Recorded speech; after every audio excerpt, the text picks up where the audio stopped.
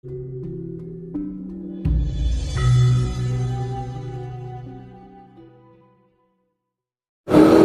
malam, Mbak Gatot. Selamat malam. Rahayu.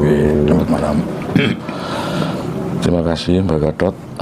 Senang berjumpa lagi dengan jenengan dalam keadaan yang masih sehat bugar ini, Mbak Gatot. Kali ini di sesi ini saya ingin bertanya terkait masalah seputar meditasi ini, Mbak Gatot. Kan banyak yang persepsi simpang siur mengenai meditasi itu kayak apa. Ada yang mengatakan meditasi itu tidak ada apa-apa.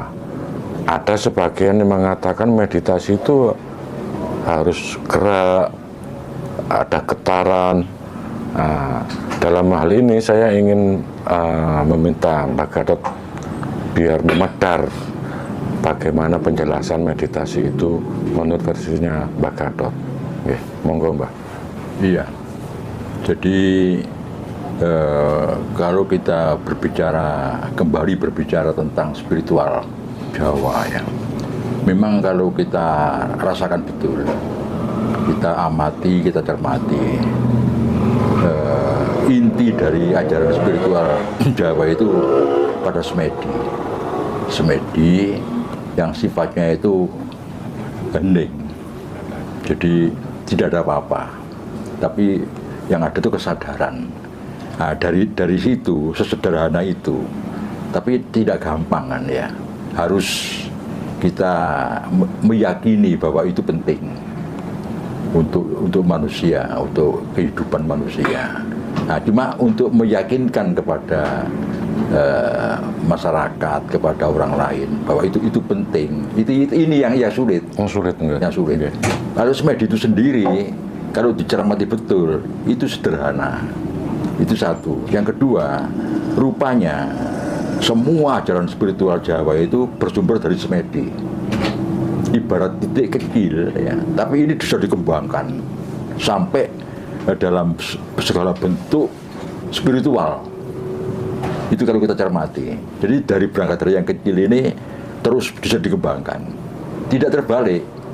Dari yang luas itu dikerucutkan, bukan begitu, tapi dari yang kecil ini dikembangkan sehingga semedi hening itu merupakan sumber inspirasi yang tidak bisa habis. Itu karena bisa dikembangkan kemana-mana. Nah, itu yang rupanya ajaran spiritual yang sangat penting bagi kita. Dan kalau kita mencermati lagi upaya dari bangsa-bangsa lain yang masuk ke negeri kita, apa itu dari India, dari Arab, Eropa, Cina, rupanya mau mengejar ini, mengejar tentang bagaimana sih semedi menurut paham Jawa itu, rupanya ke situ. Karena apa? Karena orang Jawa itu paham terhadap inti dari ajaran agama-agama yang masuk itu. Ini yang mengherankan. Mungkin semua ulama-ulama dari luar, ulama agama-agama dari luar itu melihat orang Jawa itu heran. Kok ngerti? Nah, ini. Nah, padahal rahasianya bahwa spiritual Jawa yang merupakan inti dalam bentuk hening itu tidak hanya merupakan satu laku, tapi juga merupakan pisau untuk menganalisa ajaran lain. Jadi ditarik ke sini. Kalau sama, nah berarti benar. Itu ajaran Jawa. Nah, kenapa kok sampai mempunyai pedoman seperti itu? Karena ternyata inti dari agama-agama itu, mulai dari Hindu, dari India, Buddha, agama Musa, agama Isa, Muhammad ini masuk, gitu dong, masuk, sehingga orang kita itu mau menerima. Lah tentang perkembangan lebih lanjut diisi dengan politik ditambah-tambah dan sebagainya itu di luar jangkauan kita, Tapi secara sederhana inti itu masuk. Jadi kalau kita berpedoman ke situ, malah saling menguntungkan sebetulnya. Tapi ya dapat dikatakan hampir semua bahasa-bahasa yang membawa agamanya sendiri tidak percaya kepada kemampuan ini. Nah ini juga kalau kita kaitkan lagi dengan betapa terutama bahasa Eropa, ya bahasa Eropa kesini ini kan yang dicari kan 3, kekayaan alam, ya kekayaan dalam bentuk barang real, yang sudah jadi pada zaman Mojopahit, Singosari, Kauripan, Medang kan ada level-level kan emas, misalnya, ada berlian, ada permata-permata, ada perak, ada perunggu. Ini kan berarti ada satu, kita memiliki sumber atau tambang itu, dan kita sudah mengupayakan, sudah membudidayakan. Nah, yang kedua, ilmu pengetahuan. Makanya diceritakan atau diungkap oleh orang-orang kita yang sudah pernah ke Inggris, ke Belanda, Jerman, yang terus menyatakan bahwa ribuan buku pengetahuan kita di sana, di perpustakaan sana. Nah ini buku apa? Nah, kalau kita pikirkan, kayak ilmu pengetahuan.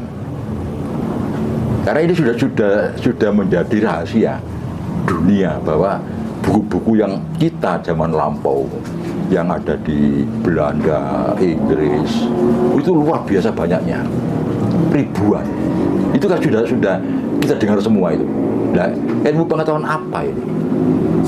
Kan beritanya mau dikembalikan ke sini karena mereka tidak bisa menerjemahkan, tidak mampu menerjemahkan ilmu pengetahuan ini.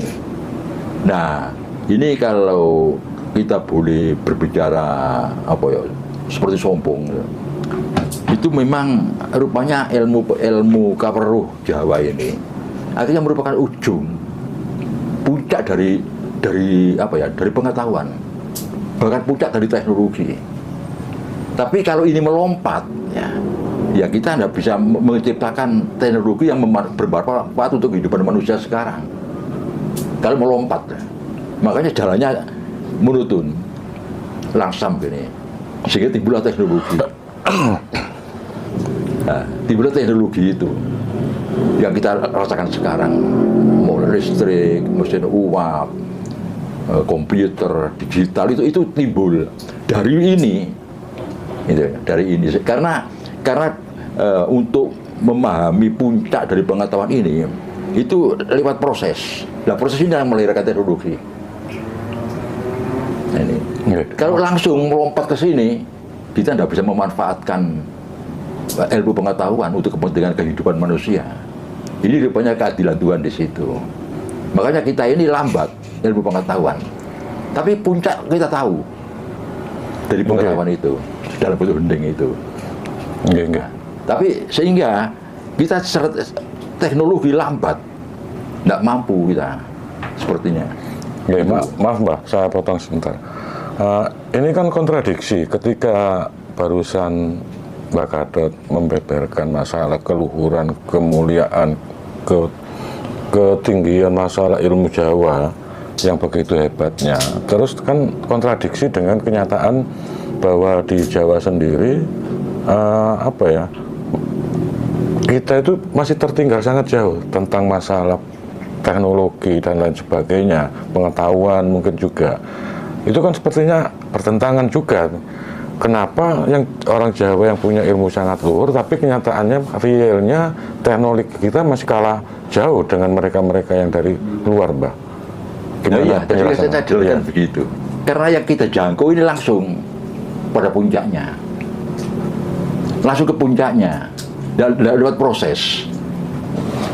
Tapi kan seharusnya bisa mengeterapkan aplikasi untuk secara nyata, secara realnya, Pak. Terlewati. Nah ini. Jadi ada kata contoh ya, mungkin sekarang orang tidak percaya kalau dulu bangsa kita ini mempunyai ilmu bisa menghilang, bisa terbang, bisa gerak dalam waktu singkat, 1000 km dalam tempo 1 detik, gitu. Mungkin tidak percaya, tapi saya waktu saya muda itu ada cerita itu. Ada orang seperti itu. Lah ini kan sudah melewati gaya mobil, sudah motor, sepur, kan melewati itu.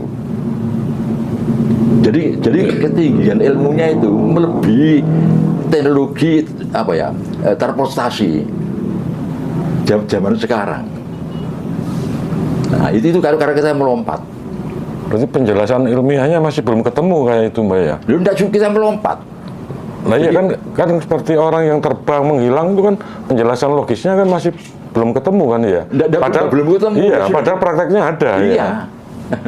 Ya? Iya. Lah, ilmu pengetahuan kan berjalan secara mulai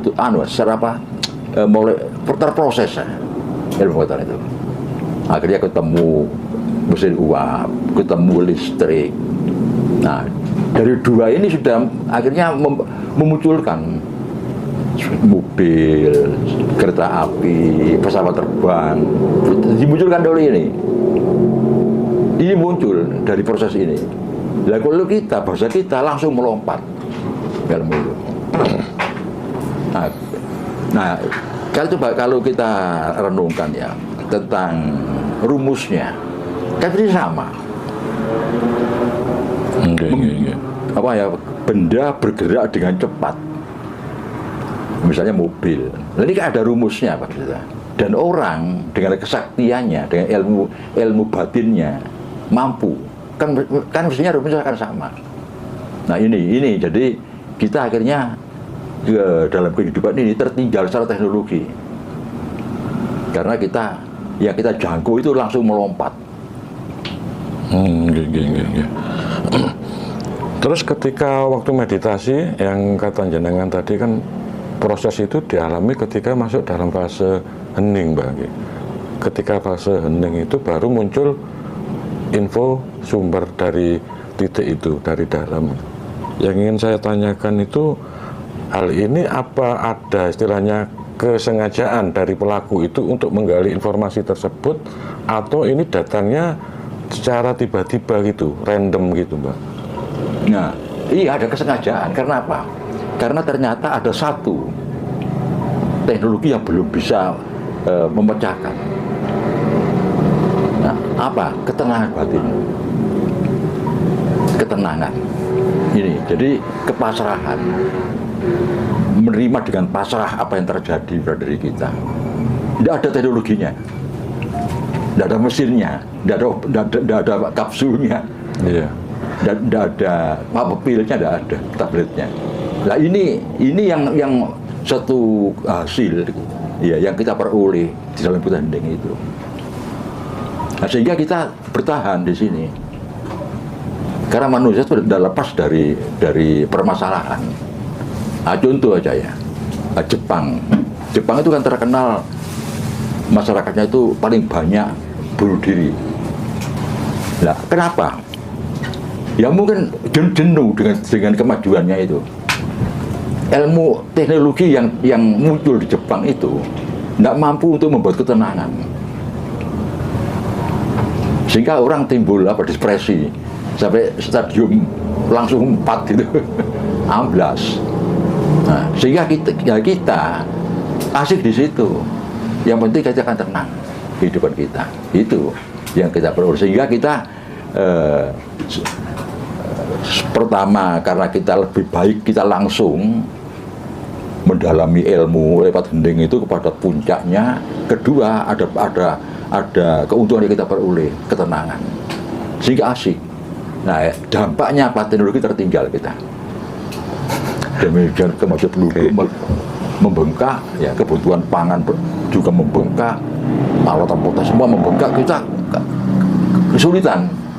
Ini risikonya. Akhirnya tertinggal. Nah itu bisa dikatakan suatu kelemahan atau gimana itu? Enggak, ya itu sudah seperti itu yang terjadi. Jadi ada secara rumus kehidupan gitu. Ada tujuan bisa dicapai, terus ada efek sampingan yang merugikan, kan itu jadinya. Dampak atau efek sampingan yang merugikan untuk pertumbuhan peradaban. Itu jadinya.